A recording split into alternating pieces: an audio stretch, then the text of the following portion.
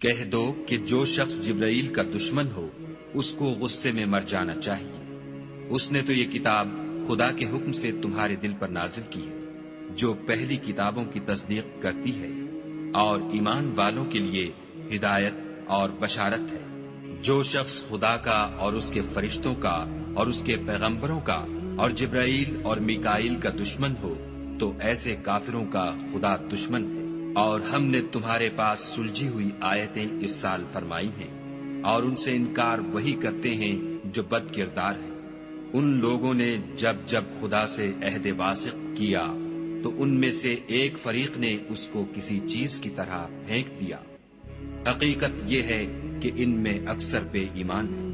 اور جب ان کے پاس خدا کی طرف سے پیغمبر آخر الزماں آئے اور وہ ان کی آسمانی کتاب کی تصدیق بھی کرتے ہیں تو جن لوگوں کو کتاب دی گئی تھی ان میں سے ایک جماعت نے خدا کی کتاب کو پیٹھ پیچھے پھینک دیا، گویا وہ جانتے ہی نہیں، اور ان ہزلیات کے پیچھے لگ گئے جو سلیمان کے عہد سلطنت میں شیاطین پڑھا کرتے تھے۔ اور سلیمان نے مطلق کفر کی بات نہیں کی، بلکہ شیطان ہی کفر کرتے تھے کہ لوگوں کو جادو سکھاتے تھے، اور ان باتوں کے بھی پیچھے لگ گئے جو شہر بابل میں 2 فرشتوں یعنی ہاروت اور ماروت پر اتری تھی، اور وہ دونوں کسی کو کچھ نہیں سکھاتے تھے جب تک یہ نہ کہہ دیتے کہ ہم تو ذریعہ آزمائش ہیں، تم کفر میں نہ پڑو۔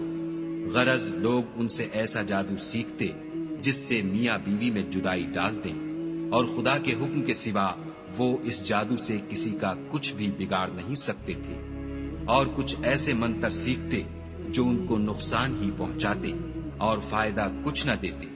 اور وہ جانتے تھے کہ جو شخص ایسی چیزوں یعنی سحر اور منتر وغیرہ کا خریدار ہوگا اس کا آخرت میں کچھ حصہ نہیں، اور جس چیز کے عوض انہوں نے اپنی جانوں کو بیچ ڈالا وہ بری تھی۔ کاش وہ اس بات کو جانتے، اور اگر وہ ایمان لاتے اور پرہیزگاری کرتے تو خدا کے ہاں سے بہت اچھا صلہ ملتا۔ اے کاش وہ اس سے واقف ہوتے۔